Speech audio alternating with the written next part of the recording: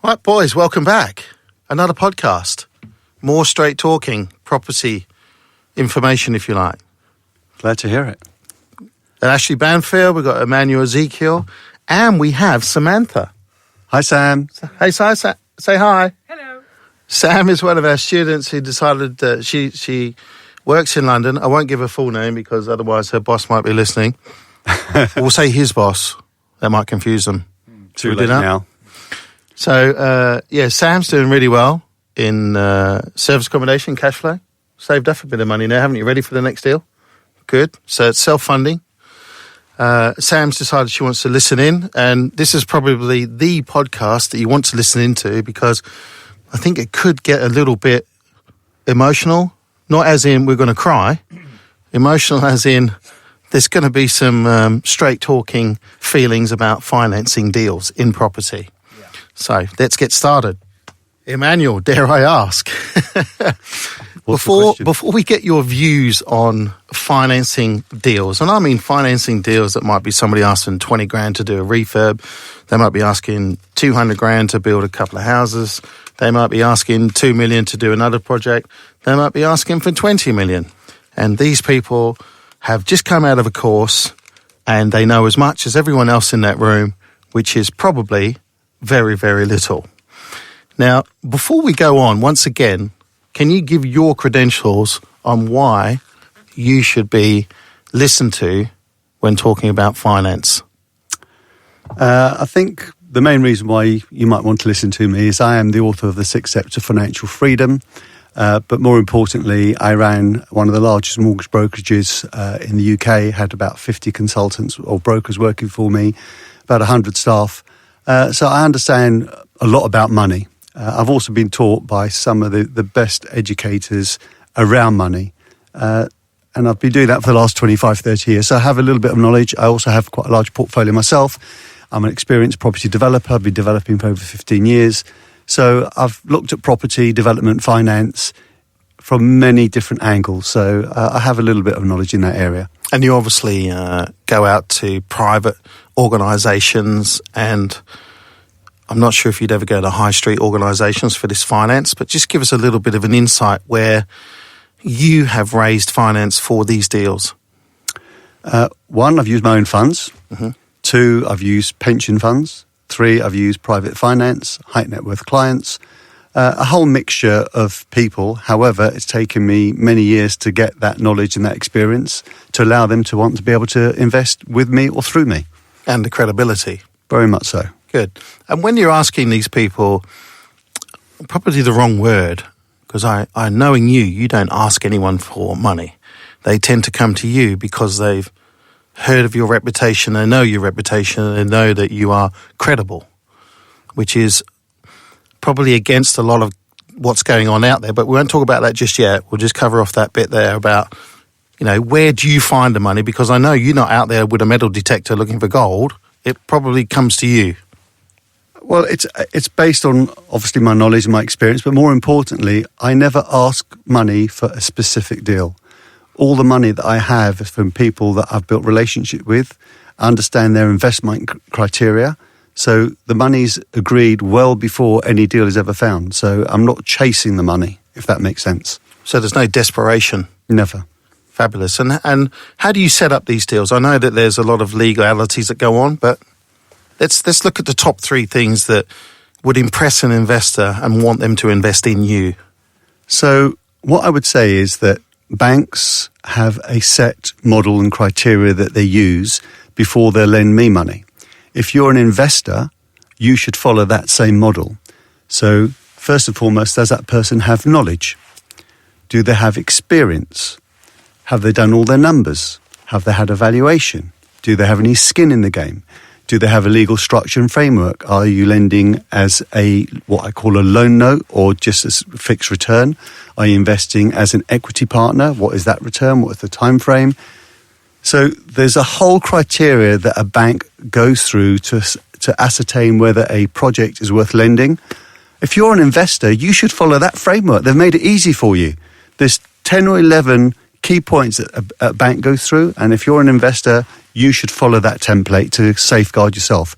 And that's probably something you can Google quite easily, right?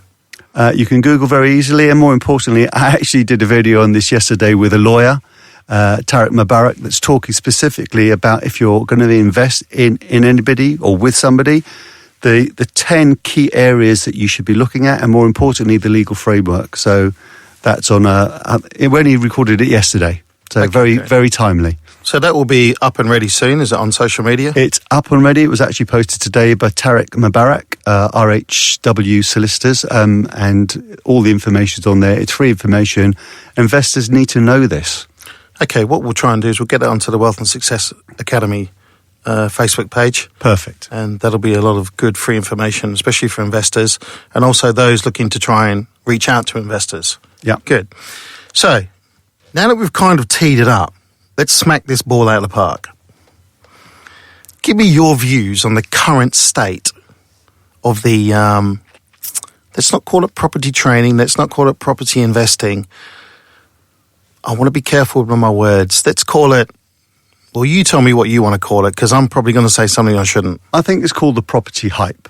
The property hype's good. And It's tame. I think if anybody thinks that they can go on anybody's training course and have the audacity after they've been on one training course to ask somebody else for money on something they don't know, that had 1 day training. Can you imagine going to the gym, being trained by a trainer, and then going out the next day and saying you're a personal trainer?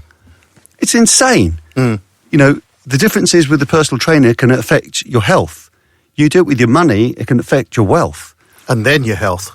And very much then affect your health. So understanding a strategy the first time and then wanting to participate, there's nothing wrong with that. But you have to learn your craft. You have to learn what you're doing.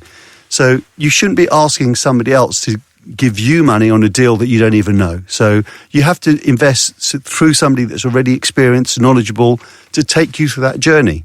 Oh, come on, hang on a minute. I've been trained. I've been on a 3-day course. It wasn't 1 day. I've been on 3 days.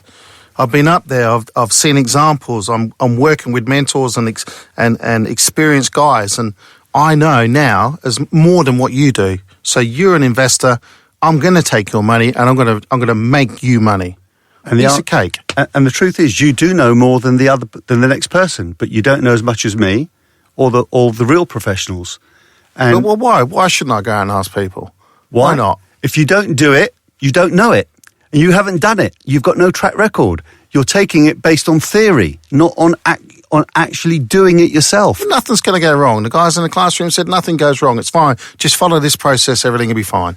There isn't any business I know that doesn't have something that goes wrong at any particular time. However, in property, there's lots more that can go wrong. You've got lots more moving parts. Oh, really? Bugger. You've got funding. You've got customers. You've got banks. You've got estate agents. You've got so many different moving parts. And if you don't understand the process from A to Z, and every business will have a problem from time to time, if you don't understand that. So one of the things I say to somebody, if you're going to invest with somebody, if they haven't told you the problems they've had before, don't invest with them. Yeah, good point. Great point. Because they're not telling you the truth. Correct. And our previous podcast, we spoke about that. There's going to be lots of no's. And you're going to need to be fairly tenacious because there's going to be lots of shit that pops up. And if you're not experienced, and like we said, you've got to work with other people, share the burden, share the knowledge, share the love, and share the profit. So, and also share the loss if shit does go wrong. So let me expand on my answer. So you don't actually have to have the money yourself, but you do have to have the knowledge and the experience. Both of those things take time. It doesn't take a week's course. It can take a few months. So to actually have somebody that might maybe mentor you or work on their particular project so you understand the moving parts, after 6-9 months, you would have that knowledge. You might not have had the money. Then somebody can invest with you or through you because you have the experience, but not before. Okay, so I'm brand new. I've done this course. I've done 2 weeks on this course, and I'm an expert. I've got no money, and they said, don't worry, it doesn't matter. There's plenty of people out there. Go and talk to your brother, your mum, your dad. Get a hold of their pension, get a hold of their savings, and just run wild. Run free, son. The truth is there are lots of people that have money, but it doesn't mean you should be taking their money. They're vulnerable. They're trusting you, but you don't even know what you're doing yet. So, you know, you've got to have some sort of scruple, some morals, some ethics And for What me, are those words again? scruples, moral, ethics. Say it one more time. Morals, scruples, and ethics. You really do have to have that before you take money from other people. You know, for me, if I have an investor, their money is way more important than my money ever is. And there's the mindset. Because most people don't have that mindset because they're not working with their money, and they don't have the scruples, the morals, the ethics to worry about what that other person's done, whether it's been 20, 30 years or 60 years every time, saving up their life savings, and then bang, it's gone. Yeah, that's always been my default position. An investor's money is way more important than mine. They have to get their money first. They have to get their return first. Their money's got to be protected more than my money. If that is the case, then I'm happy for them to come on board with me. If I'm not investing some of my own money, then why should they be investing some of their money? If I haven't got skin in the game, why should they have skin in the game? And that's the key there again, skin in the game, right? You've got to have some hurt money in. You definitely have to have some hurt money in. So if somebody's doing a deal, they found a property that's worth 200k, 150k, whatever. They're spending 30k. They're hoping to get up 50, 60, 70 grand more on the revalue. And obviously, the valuation is never really quite what you thought it would be unless you've done your correct homework and you're working on true sold values and not just the agent's market value with inflation of at least 10%, I would say, from my experience. So I've got 10 grand, let's say, because I've spent 25 grand on a freaking mentorship. I've got 10 grand left. And I come to you and I say, Emmanuel, hey, I've never met you. I don't know you, but you're at this property network meeting, and they said come to these meetings and you'll get money. So that's what I'm doing. I'm doing what my mentor's telling me, and I'm coming to you. I've got it written on my bloody board. Look, I've got a portfolio of 2 million, however, which is all a load of rubbish, but we've got one property here right now. I need 250k, and I've got 5 to put in or 10 to put in. And what's the question? Give us 250k. So if you came to me in that case, I wouldn't quite laugh at you, but I'd say thank you for being a sourcing agent. I'm very happy to pay you a fee as a sourcing agent or an introducing agent. But if you think you're going to participate while I'm putting the money, the skin in the game, jog on. It's not going to happen to an experienced, seasoned investor. However, there are vulnerable people out there that do have the money, that don't know how to do the due diligence, do all the bits, and they will but that's really the wrong way to be in our industry. Our industry is a get-rich-slowly industry. You do the right things consistently over a period of time, the money will come. There's a saying, if the deal's good enough, the money will show up. But you want the money to show up from the right people. And if you don't have the knowledge, you don't have the experience, you don't have a right to be asking for that money, in my opinion. Do you think there's going to be a shake-up in this industry? I certainly hope there's going to be a shake-up in our industry, because there are lots of people in our industry that do amazing work, do amazing things, help people. I agree. You know, I've been training people for years. I don't charge a penny. That's part of what I do. Yeah. But there are training companies that do offer really great value, and they're what I call the boutique companies. They offer training for small groups of people that really have a vested interest. You're going to be trained by the people who are doing it on a consistent basis. Do your due diligence. Research who you're going to be doing your training with. Don't just train with one person. I've trained with some of the great trainers in the world. I didn't just get trained by Tony Robbins. Yeah. I got trained by lots of people, and that's why I have a rounded knowledge, rounded information. So do the same thing. I agree. I've been to various courses, learned various stuff from various people in property, in business, and all sorts of different areas. They say one person doesn't have a monopoly on great ideas. Well, yeah, I'm glad about that, because imagine how rich that person would be. Well, there's some people who probably think they do. Very, very true. So, how should we end this up? What's your advice? Number one, give your advice on people out there new, done the day course, they're going out there appearing desperate, and then give us your advice on the end person, if you like, the vulnerable person with a little bit of money, but to them it's a lot of money.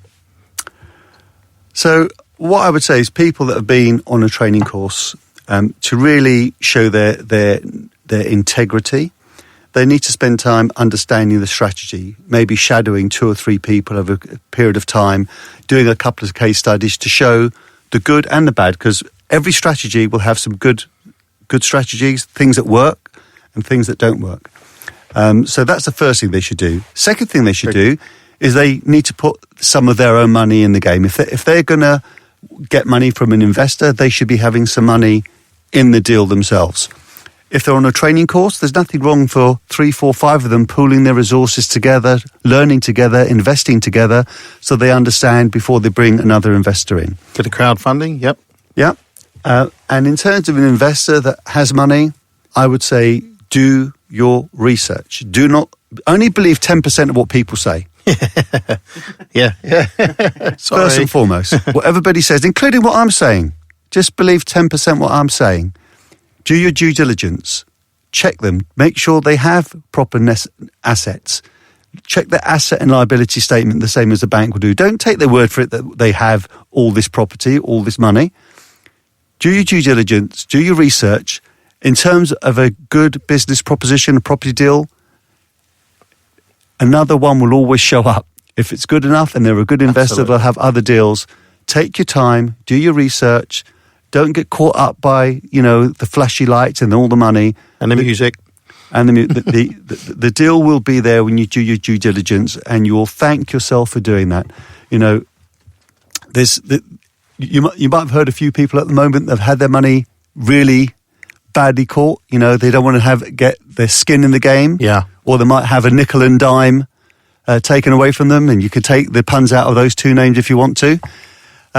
It's really important that you do your due diligence and invest wisely. Well, we've got. I don't think that we have time for Q&A this week, so we'll answer, or do we? Yep, we've got a couple of minutes. All right, let's go to. Oh, here we go. Okay, so good. One for Emmanuel again. Emmanuel, what pitfalls, obstacles are there when wanting to change a commercial high street shop to a residential? This is from Hamid 78. Now, the high street, there's a lot of talk about it at the moment, and there has been. People are saying it's dead. I don't agree. I think it's just changing, and there's opportunity.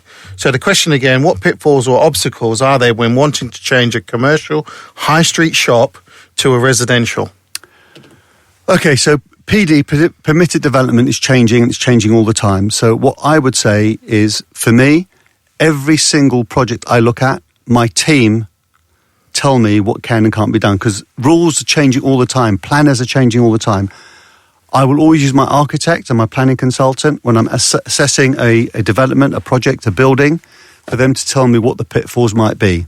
So it's too long a question to answer in detail. Yeah, I agree. But I tap into my professionals, and I keep saying this over and over again. If you think the cost of good advice is expensive, try the cost of poor advice. Absolutely. And one for good old Ashley Banfield. I have a Ring doorbell and now feel the urge to have security cameras up to protect my investment. I think it's probably, I've heard of a Ring doorbell option. And now they've got the urge to have more security cameras up to protect my investment. Would you advise this? And do we, as SA business owners, come under GDPR regulations if I went ahead? Jenny from Guildford, good question. So number one, yes, CCTV is essential in these properties, and I know that for a fact that Jimmy has them not just in service accommodation but on every single one of his HMOs, so that he can just simply open the Ring app, ring.com app, and you click on the property and you can see what's going on anywhere. We've got it in our pub, we've got it in our hotels as well, and we've got it all on our service accommodations.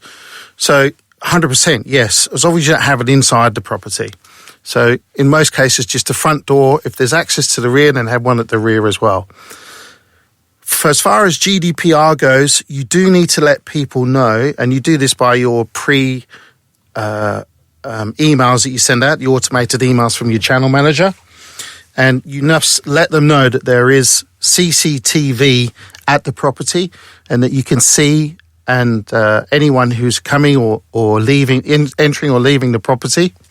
And you must also have signs up at the property stating that, the CCTV is recording. And you must also be willing to give them, within a month I think it is, a recording of any CCTV when they were expected to be at that property. So they may ask for that, so be prepared to do that. Ring.com does give you those recordings as well as live access, so I hope that helps. And to end, obviously, once again, just hit social media, search up Wealth and Success Academy. You'll find us on Facebook, Instagram, and YouTube, and all the other things, right? And obviously, the Straight Talking Property podcast is out there. Thanks again. Thanks, Emmanuel. Pleasure. Have a good week. See you next week. Take care. Bye.